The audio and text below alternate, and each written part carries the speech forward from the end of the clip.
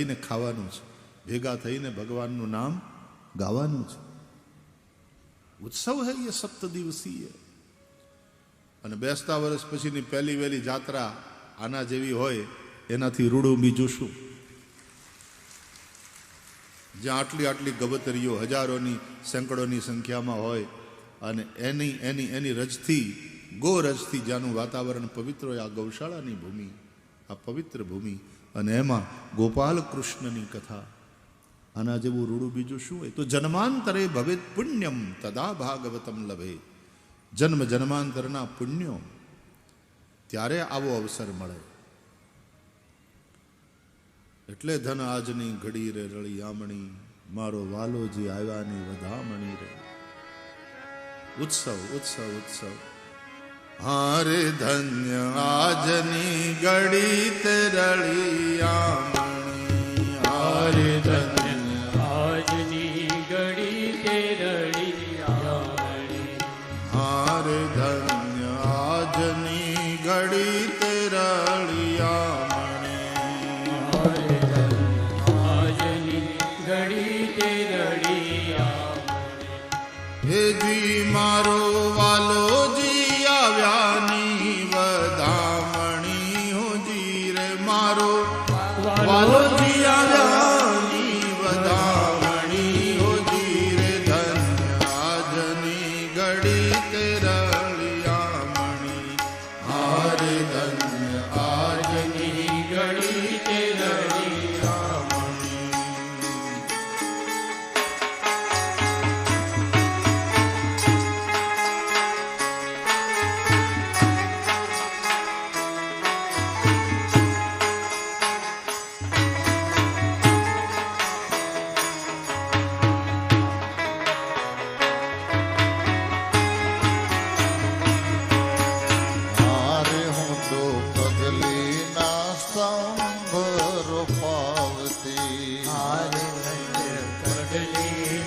સંભર પાવતી. હેજી મારા વાલાના મંડપ રચાવતી રે, મારા બાલાજીના મંડપ રચાવતી રે. આજની ઘડી તે રળિયામણી, હારે ધન્ય આજની ઘડી તે રળિયામણી.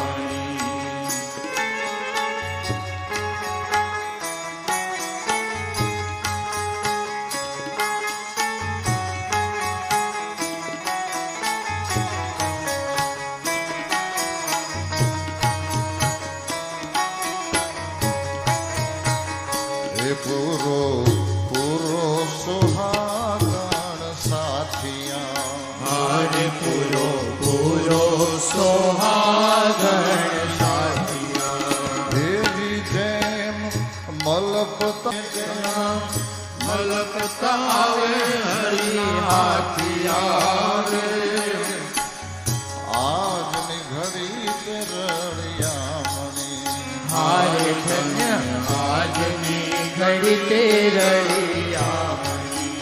આરે હું તો મોતીઓના ચોક પુરાવતી, હારે હું તો મોતીઓના ચોક પુરાવતી. હેજી મારા વાલાજીની આરતી ઉતારતી રે, હે મારા વાલાજીની આરતી ઉતારતી, હોજી રે ધન્ય આજની ઘડી તે રળિયામણી, હારે ધન્ય આજની ઘડી તે રળિયામણી. આરે હું તો ફૂલડાના બાગ રોપાવતી, હારે હું તો ફૂલડાના બાગ રોપાવતી. હેજી મારા વાલાજીની સેજ સજાવતી રે, મારા વાલાજીની સેજ સજાવતી, હોજી રે ધન્ય આજની ઘડી તે રળિયામણી, હારે ધન્ય આજની ઘડી તે રળિયામણી. આરે અમે જ્ઞાતા વાલાજીના બાર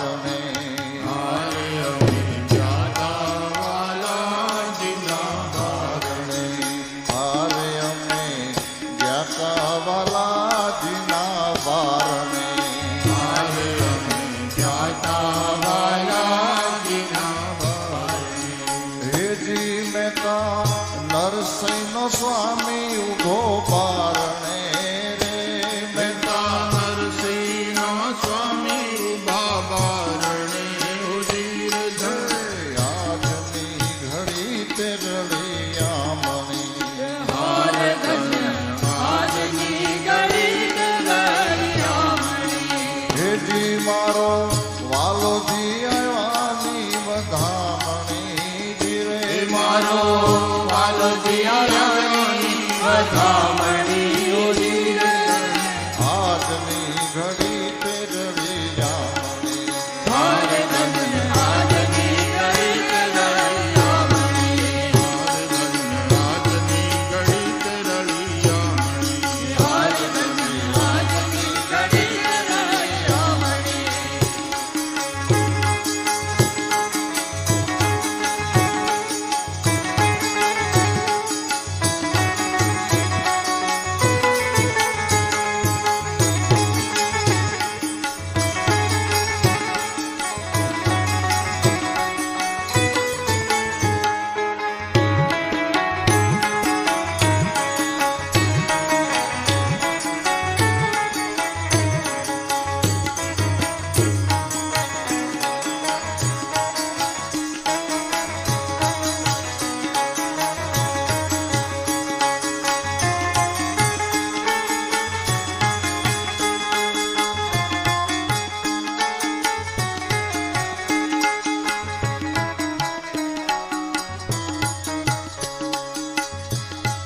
લાવો લીજીએ રે કાલ કોણે દીધી છે.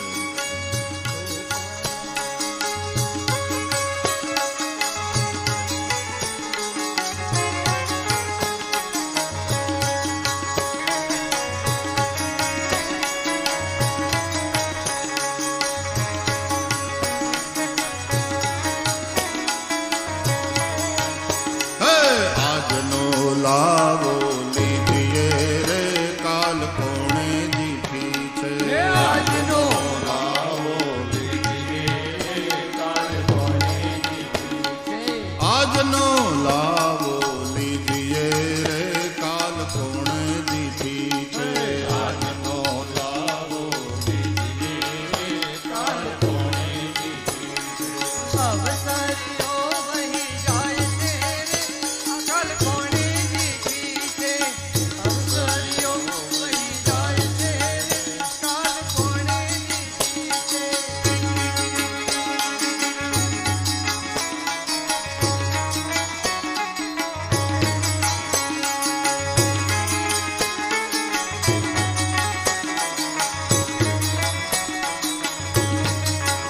હે સોનાની ચોપાટ રૂપાના ચોકઠા સોનાની ચોપાટ રૂપાના હે દોરડા. સોનાની ચોપાટ રૂપાના ચોકઠા સોનાની ચોપાટ રૂપાના દોરડા. હે હિરલાના પાસા ચડાવીએ રે કાલ કોણે દીધી છે હિરલાના પાલનના કાઢીએ રે, કાલ કોણે દીધી છે. આજનો લાવો લીજીએ. મોઢે થવા જવું પડે. આ વ્યવહાર ધર્મ. તમે સંસારમાં છો, તમારે વ્યવહારમાં પણ રહેવું પડે. પણ પરમાર્થ ધર્મ પણ ભૂલી ન જવાય. બીજો બળદ ધર્મ એટલે પરમાર્થ ધર્મ. મંદિરે પણ જાઓ, સત્સંગમાં પણ જાઓ, ભગવત કથા સાંભળો, રોજ સવાર સાંજ હાથમાં માળા લઈને બેસો, ઘરમાં પણ ભગવાનનું મંદિર રાખો, દીવાબત્તી થવા જોઈએ, ભગવાનનો થાળ થવો જોઈએ. આ પરમાર્થ ધર્મ. ગૃહસ્થના આંગણે આ બંને પ્રકારના ધર્મ હોવા જોઈએ. આ બળદગાડું એમને એમ પડ્યું હતું, એને કોઈ ધર્મના ધોરી જોડાયા જ નહોતા. આવા ગૃહસ્થાશ્રમમાં, આવા જીવનમાં શકટાસુરનો પ્રવેશ થાય છે. આ શકટાસુર એટલે ભોગવૃત્તિ. ખાઓ પીઓ ને મજા કરો. નથી સમાજની પડી, નથી કંઈ ભગવાનની, ન કંઈ ધર્મ ધ્યાન, કાંઈ નહીં. ઇટ ડ્રિંક એન્ડ બી મેરી. આવું જેનું જીવન છે, આ શકટાસુરનું જીવન છે. ભોગવૃત્તિ. અસુર આને જ કહેવાય. અસુષુ રમંતે ઇતિ અસુરા. મા યશોદા એવા જીવનમાં પણ ભગવાનનો પ્રવેશ કરાવે છે. ભગવાન લાત મારે છે, શકટભંગ થાય છે. આવા ભોગવાદી જીવનને ભગવાન લાત મારે. એટલે તને એટલા માટે થઈને માણસ બનાવ્યો છે તને મનુષ્ય, અને તું જીવે છે પશુની જેમ. સંસાર તો કૂતરા બિલાડાઈ કરે છે, વિષય સુખ તો એના જીવનમાં છે. એ પોતાનું પેટ ભરવા માટે થઈને પુરુષાર્થ કરે છે. કૂતરા બિલાડાની જેમ જીવવાનું નથી, પણ જમાડે અને જમે. કમાય તો નીતિથી કમાય. આવો ધર્મ જેના જીવનમાં છે, ભગવાનનું જે ભજન કરે છે, ભગવાનનો આભાર માને છે, પરહિતમાં સદા લાગેલો રહે છે, સંયમપૂર્વક જીવે છે. બળદ હોય ને એની રાસ હોય, રાસ પછી હોય ખેડૂના હાથમાં સંયમ.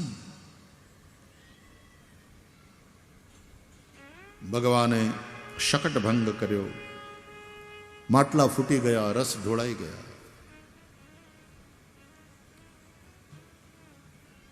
આવા ભોગ વૃત્તિ જીવનમાં ભગવાનનો પ્રવેશ થાય ત્યારે ભોગ વૃત્તિ નષ્ટ થાય છે.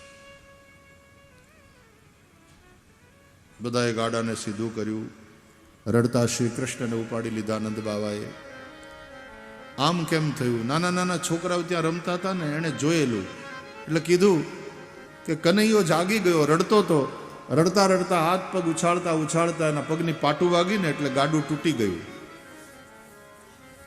છોકરાઓની વાતને કોઈએ સિરિયસલી લીધી નહીં કે નાનો એવો કાનુડો અને એની લાત વાગે ને ગાડું તૂટે, એવું ના બને.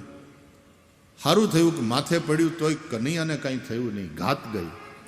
વળી જશોદાએ બ્રાહ્મણોને બોલાવ્યા, નજર બજર ઉતારી લાલાને આશીર્વાદ અપાવ્યા. પૂતનાનો નાશ કર્યા પછી ભગવાન શકટાસુરનો નાશ કરે છે. પૂતના એ અવિદ્યા છે. જ્યાં સુધી અવિદ્યા નહીં મટે ત્યાં સુધી ભોગ વૃત્તિ, આસુરી વૃત્તિનો નાશ નહીં થાય. ત્યાં સુધી ભોગવાદી જીવન સમાપ્ત નહીં થાય.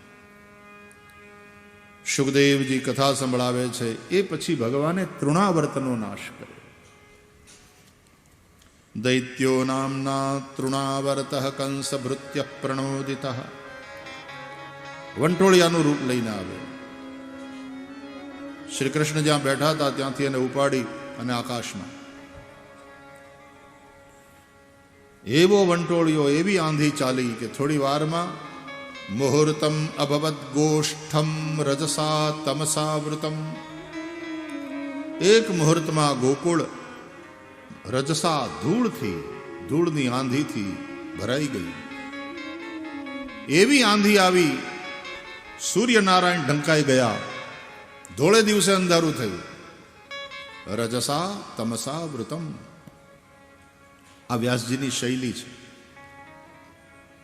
પણ આના ઊંડાણમાં તમે જાઓ ને એટલે રહસ્ય મળે કે ગોકુલ, ગો એટલે ઇન્દ્રિયો, કુલ એટલે સમૂહ, ઇન્દ્રિયોનો સમૂહ રજસા તમસાવૃતમ થયો, એટલે કે રજોગુણ અને તમોગુણથી આવૃત્ત થયો.